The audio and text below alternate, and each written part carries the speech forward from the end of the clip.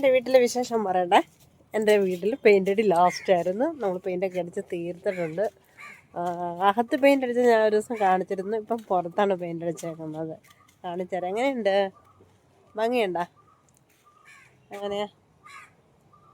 ഇതാണ് നമ്മുടെ പെയിൻ്റ് അടി. അകത്ത് ഞാൻ കാണിച്ചിരുന്നാലും ഒന്നും കൂടെ കാണിക്കാമേ. വാ,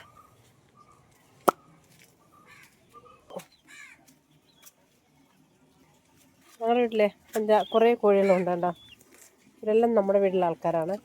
അവരൊക്കെ മുട്ടയിടും. ഇത്രയേ ഉള്ളൂ പെയിൻ്റ് അടിച്ചേക്കുന്നത് കേട്ടോ. ഞങ്ങളുടെ വീട്ടിൽ കോഴി അട വെച്ചിട്ടുണ്ട്, കാണിച്ചു തരാം.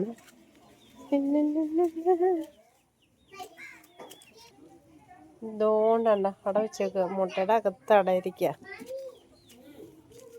ഇന്ന് എല്ലാ കോഴി അടയ. ഇന്ന് 2 മുട്ട അങ്ങനെ ഇല്ല. ഇവിടെ ഉണ്ട് അട.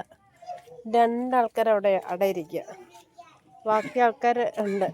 ഡോക്ടറെ വീട്ടിലെ കുറേ പൂവൻ കോഴിയുണ്ട്. പക്ഷെ കണ്ടിക്കാന്നകത്ത് പറയും.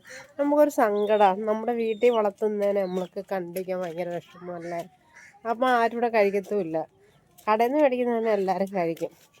പിന്നെ ഈ ലാസ്റ്റ് മിനുക്കോടി ഈ ജനലിൻ്റെ ഉണ്ട്.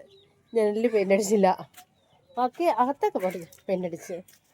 ഒന്നും കൂടെ കഴിഞ്ഞാൽ റെഡി. നമ്മുടെ വീട് പൊളിച്ച്.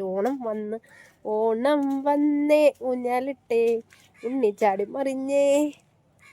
അങ്ങനെയുണ്ട്. ഈ തുളസിയിലെല്ലാം എൻ്റെ മക്കൾ തിന്നും കേട്ടോ. എൻ്റെ ചെറുമക്കൾ അവർക്ക് ഭയങ്കര ഇഷ്ടമാണ്. അപ്പോൾ ഇതാണ് നമ്മുടെ ചെറിയ